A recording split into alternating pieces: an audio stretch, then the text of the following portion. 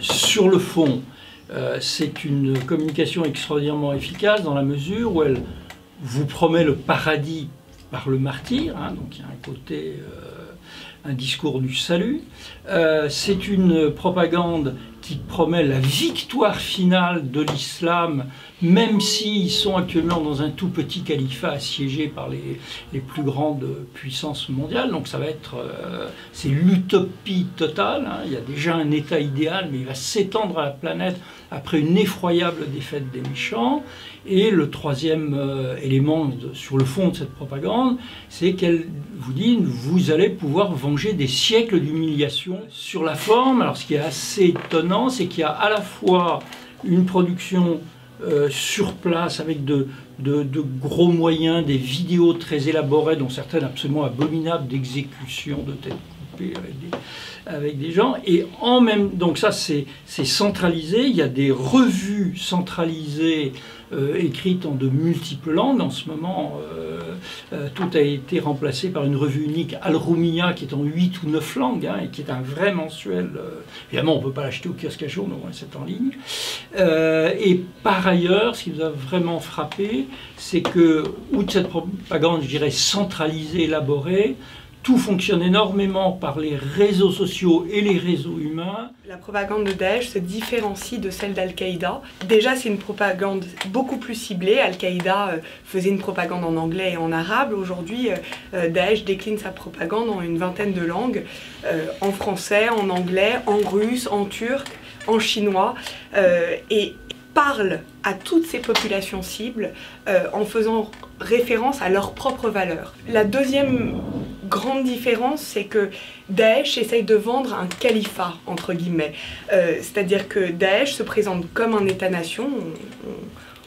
Daesh s'appelle l'État islamique, la Daoula Islamia, et veut montrer, alors on connaît toutes ces vidéos de décapitation qui évidemment ont fait le tour du monde, mais il y a toute une partie de la propagande qui est la publicité d'un État avec ses administrations, ses hôpitaux, ses services publics, l'état de ses finances. Et ça, c'est extrêmement important pour convaincre. Encore une différence aussi avec Al-Qaïda, c'est que Al-Qaïda, c'était Ben Laden, avant tout.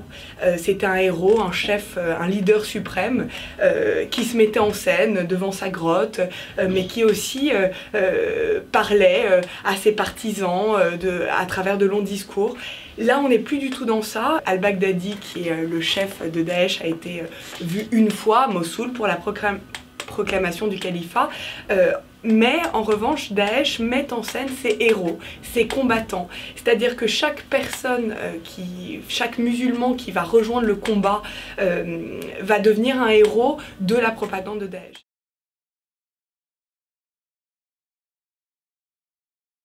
Les jeunes Français, quelle que soit leur appartenance d'origine, qui partent là-bas ne sont ni arabophones complètement, ni anglophones.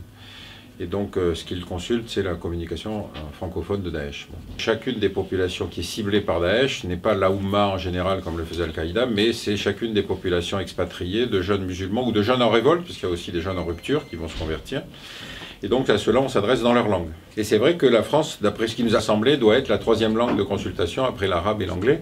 Ce qui veut dire qu'il y a bien effectivement un ciblage autour de la question de la sensibilité particulière de la France dans l'imaginaire collectif musulman. Et donc, on est dans quelque chose où on retrouve, si vous voulez, à la fois un historique, la France, le pays des croisades, Urbain II, etc., etc. Et donc il y a quelque chose qui joue, si vous voulez, sur le fait que la composante principale d'origine de la partie française de culture musulmane vient essentiellement du Maghreb. Donc on joue sur ce sentiment à la fois de mépris séculaire à l'égard du monde arabe, venant en particulier de la France. Il y en a même qui rappellent Napoléon et l'expédition d'Égypte. Et surtout le fait qu'évidemment la population musulmane est celle qui serait la plus méprisée aujourd'hui dans le système français, etc., etc. Donc il y a bien une communication qui est très spécifique. Et évidemment ça n'aurait d'intérêt que si on faisait le même exercice sur d'autres langues, qui peuvent être le russe ou qui peuvent être le chinois ou des gens comme ça, parce qu'évidemment on n'aura pas le même type d'argumentaire. Et c'est cette comparaison-là qui montre toute l'intelligence stratégique de Daesh dans l'utilisation de sa communication. Je pense qu'il y a trois éléments, en tout cas, dont parle beaucoup Daesh dans sa propagande à l'égard des Français. Il y a l'histoire du voile qui revient énormément, l'école laïque, la laïcité, et la colonisation avec, comme population cible les populations immigrées d'Algérie, du Maroc et de la Tunisie. Ce qui est important aussi de comprendre, c'est l'argument du djihad défensif développé par Daesh. C'est-à-dire que la France mène des guerres contre le terrorisme, très concrètement est engagée au sein de la coalition internationale en Irak et en Syrie. Et ça, si vous voulez, c'est un argument pour Daesh de dire, voilà, nous on est bombardés par la France tous les jours. Au sein des vidéos propagande, on voit beaucoup ces images finalement de bombardements, d'enfants blessés, d'hôpitaux, des images qui sont détenues uniquement par les gens sur place et diffusées par la propagande, puisqu'il n'y a pas de journalistes en plus occidentaux en Irak et en Syrie, surtout en Syrie évidemment. Il y a une sorte de débat récurrent en France pour savoir est-ce que Daesh nous attaque pour ce que nous sommes, c'est-à-dire nos valeurs républicaines, ce qu'incarnerait la France, ou pour ce que nous faisons, bombarder la Syrie. La réponse est évidemment les deux, et pour eux, c'est absolument indissociable des crimes que nous commettons depuis des siècles. Mais ce qui est intéressant aussi, c'est de voir les arguments qu'ils n'utilisent pas.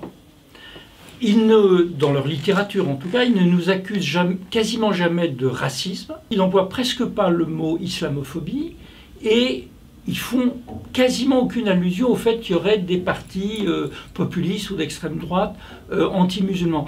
Donc des arguments dont on aurait pu penser qu'ils les utiliseraient ne leur viennent pas parce que dans leur esprit, il n'y a pas de différence entre des islamophobes et le gouvernement français. Il n'y a pas de différence entre l'Église catholique et un franc-maçon. Il n'y a pas de différence entre un socialiste et un Front National, parce que tout ça fait partie d'une seule et même essence de la persécution de l'islam. Et c'est à la limite plus grave pour eux que par exemple on n'autorise pas le voile, parce que ça c'est une persécution religieuse, qu'on n'autorise pas à faire les prières dans certaines conditions, que des arguments qu'on retrouvera beaucoup plus dans le débat français.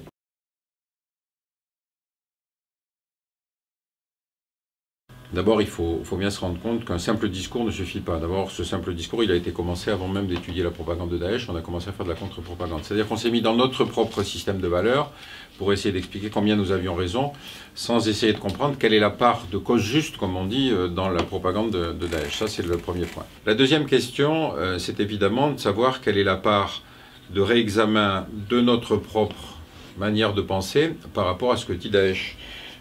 Si vous voulez... il y a quelque chose qui est une constante qui traverse tout le monde arabo-musulman et qui explique une partie de la popularité de Daesh, même parmi des gens qui ne sont pas prêts à prendre les armes.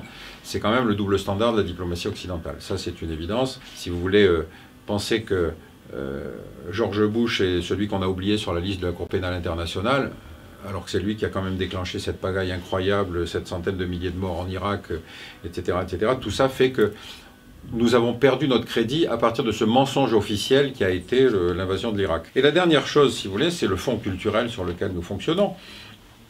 On se demande pourquoi des femmes vont se voiler tout à coup dans notre système et que ce sont parfois les héritières de la génération qui a fait le MLF. Notre société a complètement détourné la cause de la libération des femmes. La femme est utilisée continuellement comme argumentaire de vente, donc il y a eu quelque chose qui fait qu'aujourd'hui, vous avez un contre-mouvement de réaction contre ça, disant mais la femme, finalement, à la limite, si une société lui offre un statut respectable, il faut l'accepter. Par exemple, en Algérie, quand les premières femmes se sont voilées, on se demandait qu'est-ce qui se passait. Mais il se passait quelque chose de très simple, c'est que dans les transports en commun étaient tellement surchargés que les filles se faisaient tripoter. À partir du moment où elles portaient le voile, elles n'étaient plus tripotées. Bon. Donc, si vous ne raisonnez pas sur la manière de comprendre combien le voile est devenu tout à coup une espèce de protection contre notre société ou contre les sociétés musulmanes, ce sont des choses qu'on ne cherche pas à comprendre, si vous voulez. On pose notre système de valeurs et ensuite on dit pourquoi les autres ont tort. Jusqu'à présent, pour faire du contre-discours contre Daesh, on a été dans plusieurs registres. D'une part, c'est « il te mentent ». Donc on dit « si tu vas là-bas, tu vas mourir. Si tu vas là-bas, tu vas tuer des gens dans des conditions atroces ». Ça, c'est pas une bonne idée parce que ceux qui partent en Syrie vont là-bas pour mourir, pour tuer des gens. Après, on a essayé la méthode « Ils te manipulent, hein, voilà, ils rentrent en contact avec toi, ils te font voir des vidéos, mais c'est pas une bonne méthode non plus, parce que dans ce cas-là, leur argument est et vous êtes en train de me manipuler, les masses médias sont au service d'une idéologie anti-islamique. On a alors essayé encore une troisième méthode qui est soigne-toi. Hein, se radicaliser, c'est comme être alcoolique, viens mon frère, on va te mettre dans un truc confortable, tu vas être dans un groupe de parole, etc.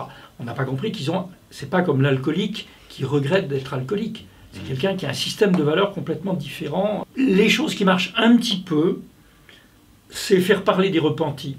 C'est-à-dire faire parler des gens qui disent les chefs ne respectent pas leurs propres valeurs, par exemple, ils fument en douce ou des choses comme ça. Ça, c'est assez efficace. Évidemment, une des méthodes, ça serait une critique théologique au nom d'un islam pur, de la déviance que représente le salafisme djihadiste califal, parce qu'il y a des tas de salafisme.